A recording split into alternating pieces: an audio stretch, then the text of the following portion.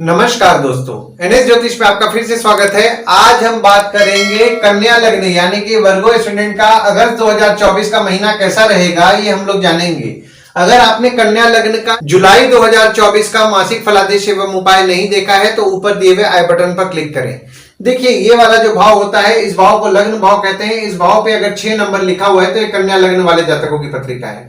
आइए देखते हैं शुरुआती तौर पे कौन कौन से ग्रह आपके किस किस भाव में बैठे हुए हैं। तो केतु आपके लग्न पे बैठे हुए हैं, शनिदेव आपके 6वें भाव में बैठे हुए हैं, राहु 7वें भाव में बैठे हुए हैं, गुरु मंगल आपके 9वें भाव में बैठे हुए हैं, चंद्रमा आपके 10वें भाव में बैठे हुए हैं, सूर्य 11वें भाव में बैठे हुए हैं और शुक्र और बुध आपके 12वें भाव में बैठे हुए हैं।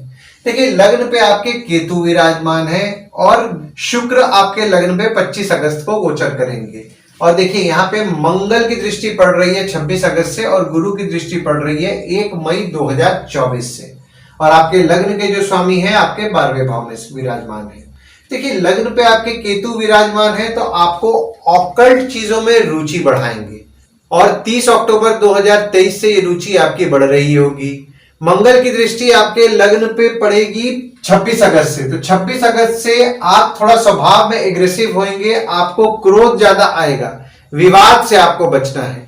और गुरु की दृष्टि भी आपके लग्न पे 1 मई 2024 से पड़ रही है। हालांकि देखिए, यहाँ पे आपको गुरुदेव का फल, जैसा कि मैंने आपको पहले के वीडियोस में भी बताया है, 4 जून से देखने को मिलेगा। तो आपको ज्ञान की प्राप्ति हो रही होगी और आपको ज्ञान की प्राप्ति होगी भी।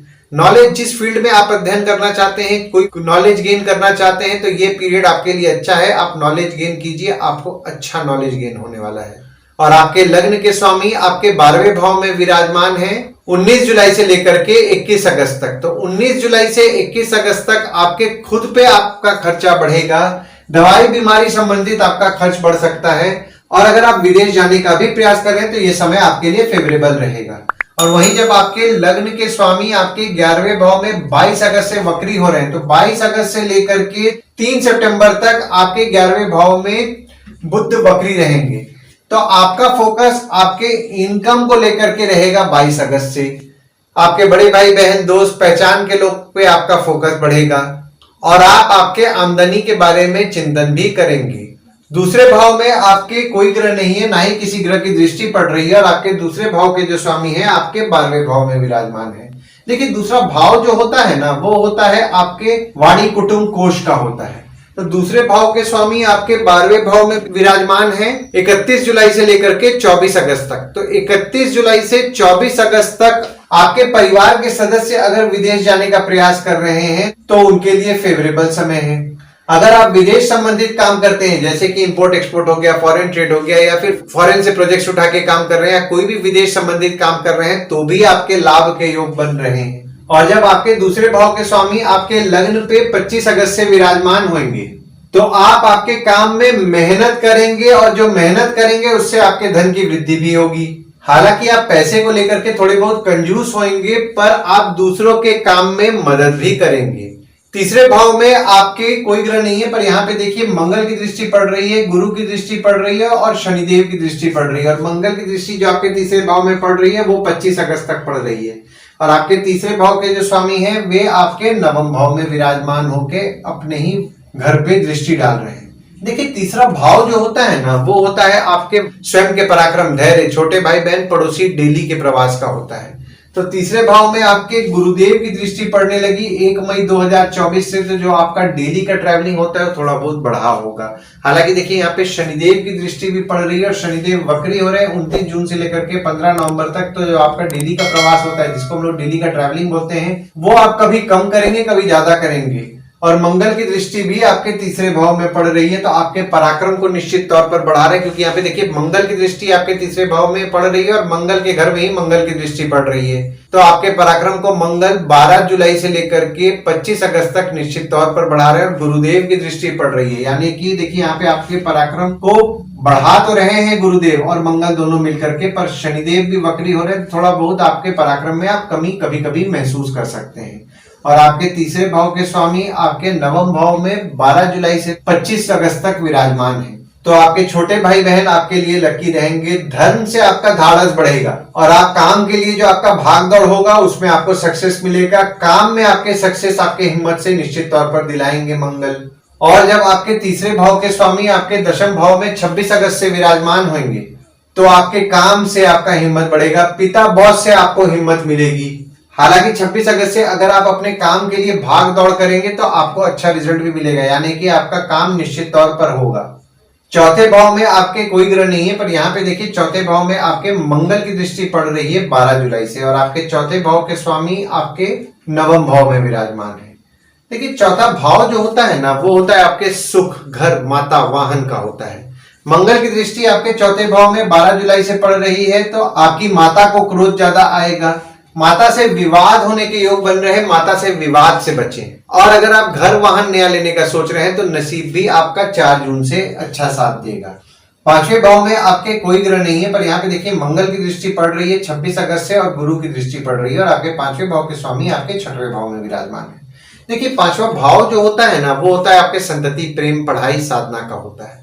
देखिए अभी थोड़ा पीछे जाते हैं। 17 जनवरी 2023 से जो स्टूडेंट्स हैं उनके पढ़ाई में उनको बहुत ज्यादा अड़चनों का सामना करना पड़ रहा है, पढ़ाई में मेहनत कर रहे हैं, एक बार में चीजें समझ में नहीं आ रही हैं, कोई भी चीज समझने के लिए डबल ट्रिपल मेहनत करना पड़ रहा था। पर गुरु की दृष्टि देखिए यहाँ पे आपके पांचवें भाव में 1 मई 2024 से पड़ने लगी। हालांकि देखिए यहाँ पे गुरु की दृष्टि का फल आपको 4 जून से ज्यादा देखने मिलेगा, तो जो भी स्टूडेंट्स पढ़ाई में मेहनत कर रहे थे और उनको दिक्कतें आ रही थी, यहाँ पे उनको सुधार देखने के लिए मिल रहा होगा, पढ़ाई में उनका मन लगेगा अगर वे मेहनत करेंगे, क्योंकि मंगल की दृष्टि भी आपके पांचवें भाव में पड़ रही है। तो अगर आप मेहनत कर रहे हैं तो मेहनत से आपको रिजल्ट भी निश्चित तौर पर मिलने वाला है। हालांकि देखिए यहाँ पे थोड़ी बहुत अड़चने आपको आती रहेंगी, पर आपको मेहनत करना है, मेहनत करेंगे तो आपको पॉजिटिव रिजल्ट निश्चित तौर पर मिलेगा। प्रेम संबंध में आपके रिश्ते में उतार चढ़ाव आपके चल रहा था, आपके प्रेमी या प्रेमिका हो गए, उनके संबंध में भी आपको सुधार देखने के लिए मिला होगा। क्योंकि हालांकि देखिए यहाँ पे आपके प्रेमी प्रेमिका हो गए या फिर अगर आपके बच्चे हैं, उनको आपको बहुत ही डिप्लोमेटिकली हैंडल करना है। रिश्ते में आपके मजबूती आएंगी, पर अगर आप कुछ बोलेंगे ये समय जो है बात उनको बहुत जल्दी पिंच कर जाएगा, तो आपको बहुत ही समझदारी से सोच समझ करके बोलना है, एकदम डिप्लोमेटिकली अगर आप बोलेंगे तो आपके लिए अच्छा रहेगा। जो लोग साधना करते हैं, साधना करने में भी उनको दिक्कतों का सामना करना पड़ रहा था, पर यहाँ पे 4 जून से साधना करने में भी उनका फोकस बढ़ेगा। और छठवें भाव में आपके शनिदेव विराजमान है, और शनि यहाँ अपने राशि में ही बैठ करके विपरीत राज्यों का निर्माण कर रहे हैं 17 जनवरी 2023 से, और 29 मार्च 2025 तक आपके छठवें भाव में विपरीत राज्यों का निर्माण हो रहा है। और शनिदेव आपके वक्री भी हो रहे हैं 29 जून से लेकर के 15 नवंबर तक। तो देखिए यहाँ पे 17 जनवरी 2023 से आपके शत्रु या कॉम्पिटिटर जो थे वो ऑटोमेटिकली कम हो जा रहे थे। अगर आपका कुछ खर्च भी हो जा रहा था तो आप ये नोटिस कर रहे होंगे कि शत्रु या कॉम्पिटिटर का आप नाश कर रहे हैं, यानी कि आपके रास्ते से आप हटा रहे हैं। कोई कोर्ट कचहरी का मामला चल रहा है, उसमें भी आपको कुछ ना कुछ सुधार देखने के लिए मिल रहा होगा। और अब तो शनिदेव वक्री हो रहे हैं 29 जून से लेकर के 15 नवंबर तक। तो 29 जून से 15 नवंबर तक आपके शत्रु या कॉम्पिटिटर का आप निश्चित तौर पर नाश करेंगे। आपके ऊपर कोई कोर्ट कचहरी का मामला चल रहा है, उसके लिए भी आपके लिए कोई ना कोई रास्ता निकल जाएगा। 7वें भाव में आपके राहु विराजमान है, और आपके 7वें भाव के स्वामी आपके नवम भाव में विराजमान है। देखिए 7वां भाव जो होता है ना, वो होता है आपके स्पाउस, भागीदार का होता है। तो 7वें भाव में आपके राहु 30 अक्टूबर से विराजमान हो गए, तो यहाँ पे आपके स्पाउस हो गए, भागीदार हो गए, उनके स्वभाव में थोड़ा जिद बढ़ा हुआ होगा। और आपके 7वें भाव के स्वामी आपके नवम भाव में विराजमान है 1 मई 2024 से 14 मई 2025 तक। तो यहाँ पे बहुत ही शुभ योग का गुरु द्वारा निर्माण हो रहा है। आपके स्पाउस हो गए या फिर आपके भागीदार हो गए, वे आपके लिए भाग्यशाली रहेंगे। अगर आपके काम में कोई अड़चने आ रही हैं तो आपकी स्पाउस या भागीदार जो होते हैं उनकी सलाह आपके लिए लाभकारी रहेंगी। और अगर आपका कोई काम भी अटक रहा है और आपकी स्पाउस आपके साथ वर्किंग है, तो वो काम आप आपके स्पाउस को दे दीजिएगा, तो आपको उससे लाभ होगा। भागीदारी में काम कर रहे हैं, भागीदार को वो काम दे दीजिए, उससे भी आपको लाभ होगा। 8वें भाव में आपके कोई ग्रह नहीं है, पर यहाँ पे देखिए शनिदेव की दृष्टि आपके 8वें भाव में पड़ रही है, और आपके 8वें भाव के स्वामी आपके नवम भाव में विराजमान है। देखिए 8वां भाव जो होता है ना, वो होता है आपके आयु, जीवन, मृत्यु, अचानक धन लाभ, ससुराल का होता है।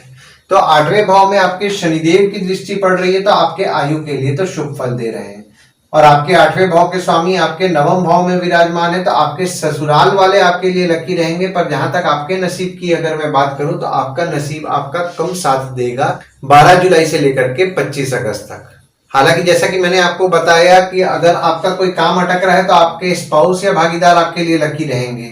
आपके ससुराल वालों के साथ आपके मनमुटाव होने की संभावनाएं बन रही हैं, तो मनमुटाव से बचें, वहीं जब आपके 8वें भाव के स्वामी आपके दशम भाव में 26 अगस्त से विराजमान होंगे तो आपके पिता की स्वास्थ्य थोड़ी बहुत बिगड़ सकती है। पिता की स्वास्थ्य का विशेष तौर पर ध्यान दें। काम में अड़चने थोड़ी बहुत आपको देखने मिल सकती हैं, तो काम में आपको थोड़ा ज्यादा मेहनत करना पड़ेगा। तो देखिए, आप मेहनत करेंगे तो आपका काम होगा, पर काम में थोड़ी बहुत अड़चनों का भी आपको सामना करना पड़ेगा। नवम भाव में आपके गुरु विराजमान है और मंगल विराजमान है, और आपके नवम भाव के स्वामी आपके 12वें भाव में विराजमान है। देखिए, नवम भाव जो होता है ना, वो होता है आपके भाग्य, धर्म, जीजा, साली, साला, छोटे भाई के स्पाउस का होता है।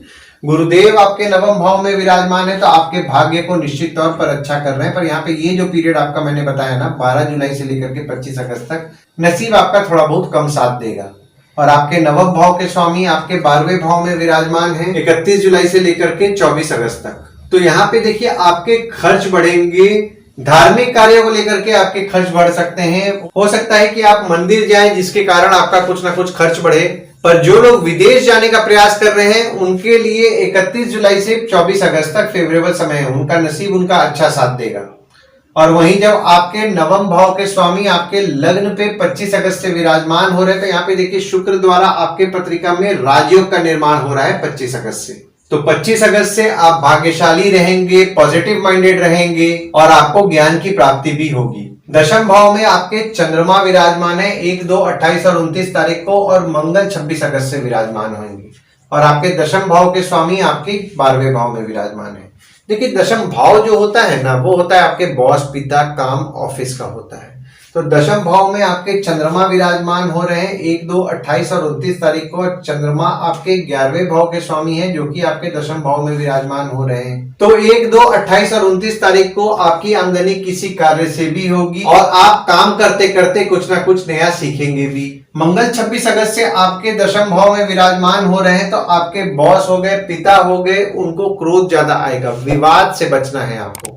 हालांकि देखिए, आपके बॉस, पिता, काम से आपका हिम्मत बढ़ने वाला है, पर यहाँ पे उनको क्रोध ज्यादा आएगा। विवाद से बचिए। ऑफिस का माहौल थोड़ा बहुत गर्म हो सकता है, तो थोड़ा सा डिप्लोमेटिकली आप हैंडल करेंगे तो आपके लिए अच्छा रहेगा। और आपके 10वें भाव के स्वामी आपके 12वें भाव में विराजमान है 19 जुलाई से लेकर के 21 अगस्त तक। तो 19 जुलाई से 21 अगस्त तक आपके काम को लेकर के आपका खर्च बढ़ सकता है। बॉस और पिता को लेकर के आपका खर्च बढ़ सकता है।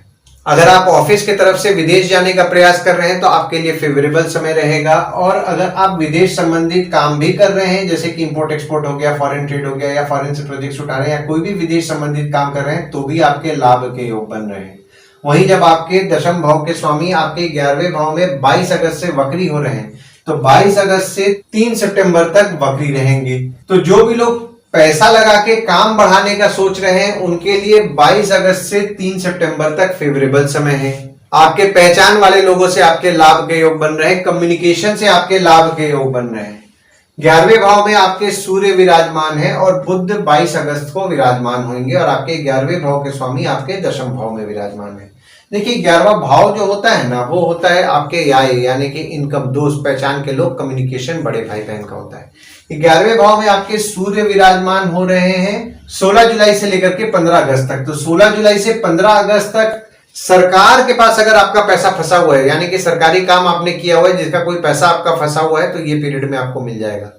हालांकि देखिए, सूर्य जो है आपके 12वें भाव के स्वामी हैं जो कि आपके 11वें भाव में विराजमान हो रहे हैं, तो आपके आमदनी के लिए कुछ ना कुछ खर्च कराएंगे, दोस्त के लिए खर्च कराएंगे। पर ये जो समय है ना, जहां भी आप पैसा लगाएंगे ना, वहां से आपको लाभ होने वाला है। अगर आप विदेश संबंधित काम कर रहे हैं, जैसे कि इंपोर्ट एक्सपोर्ट हो गया, फॉरेन ट्रेड हो गया, या फॉरेन से प्रोजेक्ट्स उठा रहे हैं, तो भी आपके लाभ के योग बन रहे हैं 16 जुलाई से 15 अगस्त तक। और बुध जो विराजमान हो रहे हैं वे आपके लग्न के स्वामी हैं और आपके दशम भाव के स्वामी हैं जो कि आपके 11वें भाव में 22 अगस्त से विराजमान हो रहे हैं। तो जैसा कि मैंने आपको बताया, आप आपके इनकम को लेकर के चिंतन करेंगे और अगर आप पैसा लगा के काम बढ़ाना चाह रहे हैं तो भी आपके लिए फेवरेबल समय है 22 अगस्त से। और जब चंद्रमा 3, 4, 30 और 31 तारीख को आपके 11वें भाव में विराजमान होंगे, तो देखिए 3, 4, 30 और 31 तारीख का डेट जो है ना, उसको आप नोट कर लीजिए।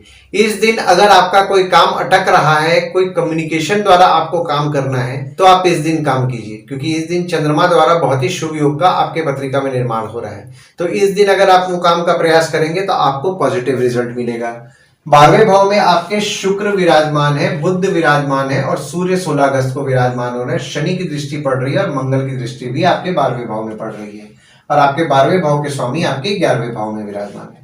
देखिए 12वां भाव जो होता है ना, वो होता है आपके खर्च, जेल, फॉरेन, हॉस्पिटल, मोक्ष का होता है।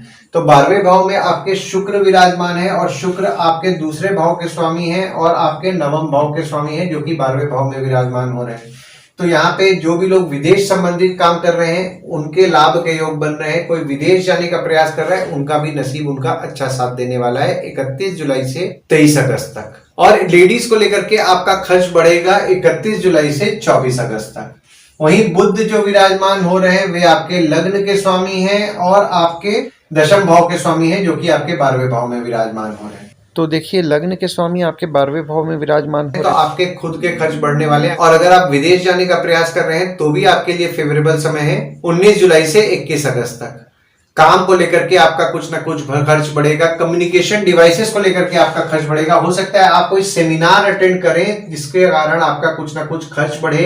किताबों को लेकर के आपका कुछ ना कुछ खर्च बढ़ सकता है। और सूर्य आपके 16 अगस्त को विराजमान हो रहे हैं और सूर्य द्वारा आपके पत्रिका में विपरीत राजयोग का भी निर्माण हो रहा है। देखिए 16 अगस्त से ना आप पैसे के दम पे सब कुछ हासिल करेंगे। जिस काम पे आप खर्च करेंगे उस काम का आपको फल मिलेगा।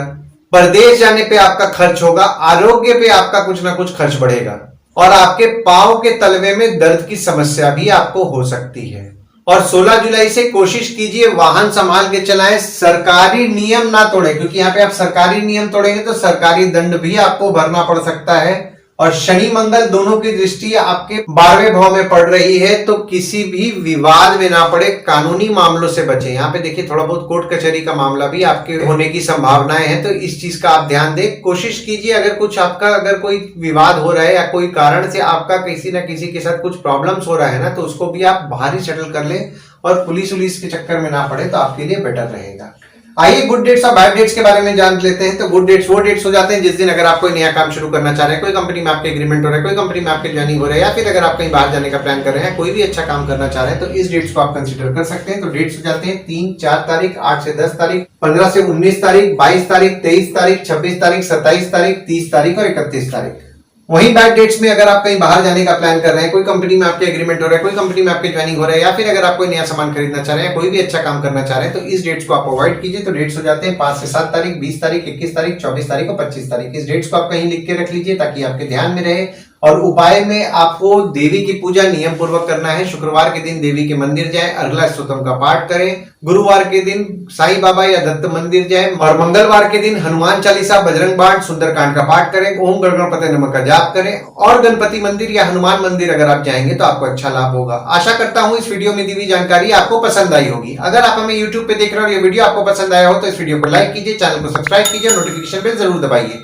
और अगर आप हमें फेसबुक पेज पे देख रहे हैं तो फेसबुक पेज को लाइक कीजिए और फॉलो कीजिए। धन्यवाद दोस्तों, कल फिर मिलेंगे एक नए वीडियो के साथ।